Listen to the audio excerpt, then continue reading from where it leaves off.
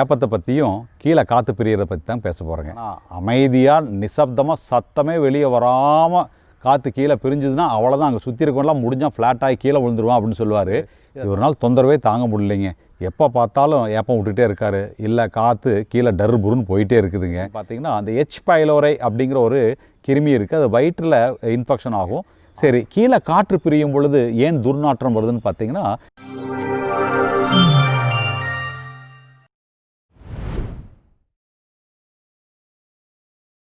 ஆத்திசூடி சமூக ஊடகத்தளத்திலிருந்து உங்களை வரவேற்பதில் மிகவும் மகிழ்ச்சி அடைகின்றோம்.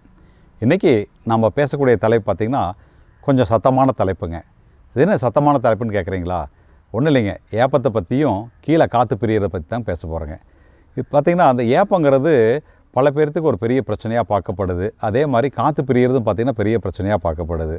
பல நேரங்களில் சில பேஷண்ட்ஸை வந்து ஃபேமிலியோடு வருவாங்க. வந்து சொல்லும்போது ஒரு நாள் தொந்தரவே தாங்க முடியலைங்க, எப்போ பார்த்தாலும் ஏப்பம் விட்டுட்டே இருக்காரு, இல்லை காற்று கீழே டர்புருன்னு போயிட்டே இருக்குதுங்க. கிட்டத்தட்ட பார்த்திங்கன்னா எங்கள் வீட்டினுடைய கோபார் கேஸே இவர் தாங்க. சில நேரங்கள் எங்களுக்கு ஏதாவது கேஸ் கம்பெனிக்காரங்க வந்து இவர் கடத்திட்டு போயிடுவாங்களா பயம் ஏற்படுற அளவுக்கு காற்றை ஏகத்துக்கு மேலேயும் கீழேயும் சப்ளை பண்ணிகிட்டே இருக்காருங்க டாக்டர்னு சொல்லுவாங்க. ஸோ இது தமாசா இருந்தாலுமே கூட பல நேரங்களில் ஏப்பம் வர்றது வந்து ஒரு பிரச்சனைக்குரிய விஷயமாக நிறைய பேர் எடுத்துக்கிறாங்க. அது ரொம்ப சங்கடமும் படுத்துதுங்கிறதா உண்மை. அதே மாதிரி தான் அந்த காற்று பிரியறதும் பார்த்திங்கன்னா பல நேரங்களில் பல பேர்த்துக்கு பல சங்கடங்களை உருவாக்குது. சரி, பொதுவாக இந்த ஏப்பங்கிறது என்னங்கிறத முதல்ல புரிஞ்சுக்கலாங்க.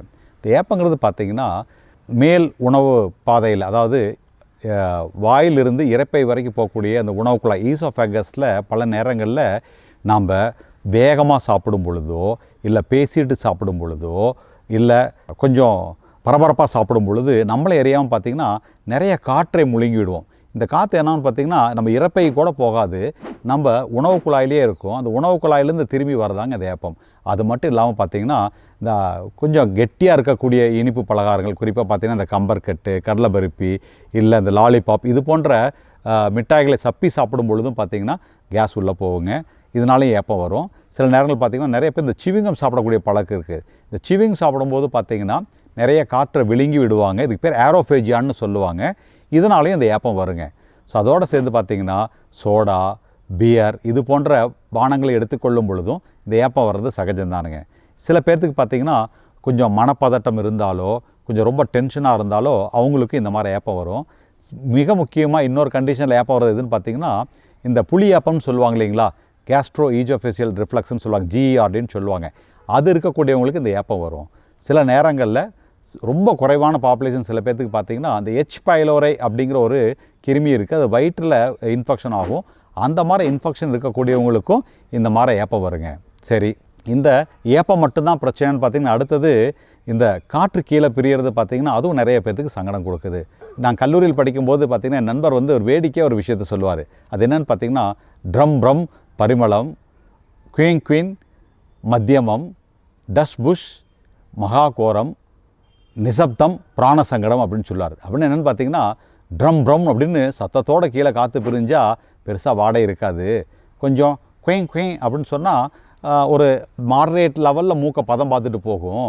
சில நேரங்களில் டஸ் புஷ் அப்படின்னு போச்சுன்னா மகா கோரம், அதாவது தாங்கவே முடியாத நிலைமைக்கு போயிடுவாங்க. ஆனால் அமைதியாக நிசப்தமாக சத்தமே வெளியே வராமல் காற்று கீழே பிரிஞ்சுதுன்னா அவ்வளோதான், அங்கே சுற்றி இருக்கவங்களாம் முடிஞ்சால் ஃப்ளாட்டாகி கீழே விழுந்துருவான் அப்படின்னு சொல்லுவார்.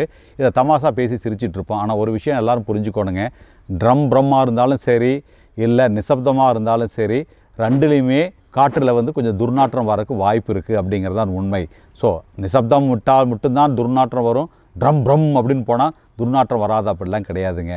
ஸோ ஏன் இந்த கீழே காற்று பிரியறங்கிறது ஒரு மருத்துவ ரீதியாக நம்ம பார்ப்போம். கீழே காற்று பிரியறக்கோட முக்கியமான காரணம் என்னென்னு பார்த்தீங்கன்னா, ஒன்று, நாம் சாப்பிடக்கூடிய உணவு சில நேரங்களில் சரியாக ஜீரணமாகலைன்னா பெருங்குடலில் பாக்டீரியா வந்து அந்த உணவில் ஜீரணம் பண்ண முயற்சி எடுத்துக்கும். பாக்டீரியல் டீகம்போஷன்னு சொல்லுவாங்க. சில நேரங்களில் சில காய்கறிகளான காலிஃப்ளவர், ப்ரொக்கோலி, இந்த காளான், வெங்காயம், இது போன்ற விஷயங்களில் கூட பார்த்திங்கன்னா கொஞ்சம் சில நார்கள் இருக்கும், இந்த இன்சாலிபிள் ஃபைபர்ஸ் இருக்கும்.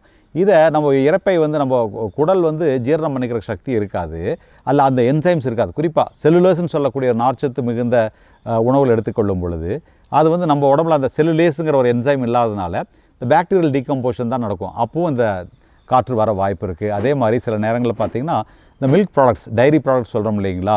ஸோ அதுலேயும் பார்த்திங்கன்னா சில பேருக்கு இந்த லாக்டோஸ் இன்டாலரன்ஸ் இருக்கும். ஸோ அந்த லாக்டோஸுங்கிற சுகர் வந்து பாக்டீரியல் டீகம்போஷன்லேயும் பார்த்திங்கன்னா இந்த காற்று வர்றதுக்கு காரணமாக இருக்குது. அதோடு சேர்ந்து சில இன்சாலிபிள் சுகர்ஸ் இருக்குங்க. சில பழங்களை சாப்பிடும்போது இந்த சார்பிட்டால், இனோசிட்டால் அப்படின்னு சொல்லக்கூடிய சில சுகர்ஸ் இருக்குது.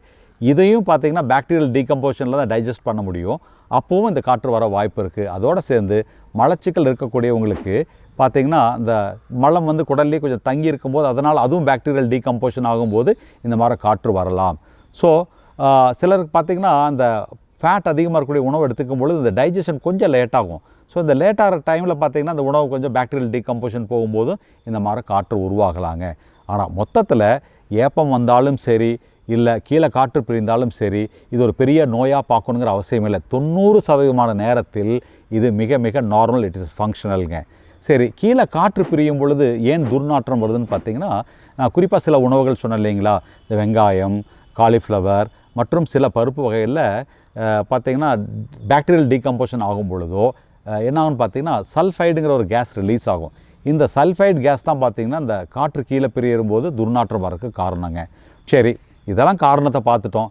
இதை சரி பண்ணவே முடியாதான்னு பார்த்திங்கன்னா முதல்ல ஒரு விஷயம் என்னென்னு பார்த்திங்கன்னா, ஒன்று ஏப்பம் வர்றதை தடுக்கணும்னா முதல்ல பொறுமையாக சாப்பிடணும். சாப்பிடும் பொழுது பேசக்கூடாது. டிவி பார்த்துட்டு சாப்பிட்றது, புக் பார்த்துட்டு சாப்பிட்றது, செல்ஃபோன் பார்த்துட்டு சாப்பிட்றது, இது போன்ற விஷயங்களை தவிர்க்கணும். சிலருக்கு இந்த பால் ஒவ்வாமை இருந்தால் பால் சம்மந்தப்பட்ட உணவுகளை கொஞ்சம் நிறுத்தி வைக்கலாம். சில நேரங்களில் அதிக ஃபைபர் எடுத்துக்கிட்டால் கூட இந்த மாதிரி ஆகும். அப்போது ஃபைபரை குறைச்சிக்கிட்டு அப்புறம் உடம்பு ஓரளவுக்கு டாலரேட் பண்ணும்போது படிப்படியாக ஃபைபர்னுடைய லெவலை கூட்டிக்கலாங்க. அப்புறம் இந்த சோடா, பியர் இது போன்ற விஷயங்களை தவிர்த்துடணும். சிலருக்கு இந்த நெஞ்செரிச்சல், நெஞ்சு கரிப்பு, இந்த காற்று ஏப்பம் வர்றதோடு சேர்த்து இந்த புளியேப்பம் வந்துச்சுன்னா ஒரு நாள் ரிஃப்ளக்ஸ் இசோஃபேஜியல் டிசீஸ் இருக்கலாம். அப்படி இருந்துச்சுன்னா ஒரு நல்ல ஒரு கேஸ்ட்ரோஎன்ட்ராலஜிஸ்ட்டோ இல்லை பொது மருத்துவரையோ பார்த்து அந்த ரிஃப்ளக்ஸை கண்ட்ரோல் பண்ணுறதுக்கு ட்ரீட்மெண்ட் எடுத்துக்கலாம். ஆனால் சிலருக்கு இந்த ஏப்பம் வந்து ரொம்ப கஷ்டப்படுறாங்க, தொடர்ந்து இருந்துக்கிட்டே இருக்குது, க்ரானிக்காகவே இருந்துகிட்ருக்குன்னா ஒருவேளை இந்த H. pylori இன்ஃபெக்ஷன் இருக்காங்கிறத டெஸ்ட் பண்ணி பார்த்துக்கோணுங்க. ஆனால் 99% நேரங்களில் பார்த்திங்கன்னா இந்த ஏப்பங்கிறது மிக மிக நார்மல். அதோட இந்த ஏப்பத்தை நம்ம வந்து ஒரு சிம்டமேட்டிக்காக உடனே ரிலீஃப் பண்ணிக்கிறதுக்கு கொத்தமல்லி தலை இருக்குது இல்லைங்களா, அதை ஜூஸாக போட்டு மோரில் கலந்து குடிக்கும்போது கூட பார்த்திங்கன்னா இந்த ஏப்பம் நல்லா கண்ட்ரோல் ஆகும். நல்லா அந்த ஏப்பம் ரிலீஸ் ஆகி நம்ம பெட்டராக ஃபீல் பண்ணுவோம். அதே மாதிரி இந்த பெருங்காயம் போட்டு குடிக்கும் பொழுது நல்லா அந்த கேஸ்லாம் ரிலீஸ் ஆகிட்டு நம்ம நல்லா பெட்டராக ஃபீல் பண்ணுவோங்க. அதே மாதிரி தான் கீழே வந்து காற்று அதிகமாக பிரியுதுன்னா கொஞ்சம் நாளைக்கு இந்த பால் சம்மந்தப்பட்ட உணவுகளை கொஞ்சம் நிறுத்தி வைக்கணும். அதிக ஃபைபராக இருக்கக்கூடிய உணவை கொஞ்சம் நிறுத்தி வைக்கணும். அது மட்டும் இல்லாமல் பார்த்திங்கன்னா சில குறிப்பிட்ட உணவுகள் எடுத்துக்கும் போது, குறிப்பாக சுகர், ஹை கண்டென்ட் சுகர் இருக்கக்கூடிய உணவுகளை எடுத்துக்கொள்ளும் போது இந்த மாதிரி கேஸ் உருவாகிறதுக்கான வாய்ப்பும் இருக்குது இல்லையா. அதனால் கொஞ்சம் ஹை கண்டென்ட் இருக்கக்கூடிய சுகர் இருக்கக்கூடிய பழங்களோ இல்லை ஜூஸஸோ கொஞ்சம் நாளைக்கு அந்த ட்ரிங்கை நம்ம நிறுத்தி வைக்கும் பொழுது டெஃபினட்டாக வந்து நமக்கு ஒரு பெட்டர் ரிலீஃப் கிடைக்குங்க. ஆனால் மொத்தத்தில் இது ஒரு பெரிய பிரச்சனையாகவோ இல்லை பயப்பட வேண்டிய விஷயமாவோ நம்ம பார்க்கணுங்கிற அவசியம் கிடையாது. அது மட்டும் இல்லாமல் அதாவது கேஸுங்கிறது வாயிலிருந்து ஆசனவாய்க்குள்ளே மட்டும்தான் உருவாகுங்கிற விஷயம் நிறைய பேருக்கு தெரியறதில்ல. இதை பற்றி ஒரு சுவாரஸ்யமான விஷயத்தை, அந்த வாயு பிடிக்குது, எனக்கு வாயு பிடிச்சிச்சு, மூச்சு பிடிச்சிச்சுன்னு சொல்கிறாங்க இல்லையா, அது சம்மந்தப்பட்ட ஒரு காணொளி எதிர்காலத்தில் வரப்போகுதுங்க. ஸோ இந்த வீடியோ பிடித்திருந்தால் எல்லாருக்கும் ஷேர் பண்ணுங்கள், லைக் பண்ணுங்கள். நன்றி, வணக்கம். அடாது மழை பெஞ்சாலும் விடாது வீடியோ போடாமல் விடமாட்டிங்களாட்டுருக்கே டாக்டர், நீங்கள் எல்லோரும் கேட்குறீங்க. ஆக்சுவலாக பார்த்தீங்கன்னா மழை பெஞ்சிட்ருக்குது, கொடையும் நனையுது, காய்ச்ச காலம் வேறு. டாக்டர் தேவையெல்லாம் ரொம்ப தேடிக்காதீங்கன்னு நீங்கள் சொல்கிறது எனக்கு புரியுது. ஃபீவர் வந்துச்சுனாவே என்ன சாப்பிட்றதுன்னு பல பேர் ரொம்ப தடுமாறி போயிடுறாங்க. காய்ச்சல் காலத்தில் இந்த பால் பன்னு சாப்பிட்றதுங்கிறது எழுதி வைக்கப்படாத ஒரு சட்டமாகவே வந்துருச்சு.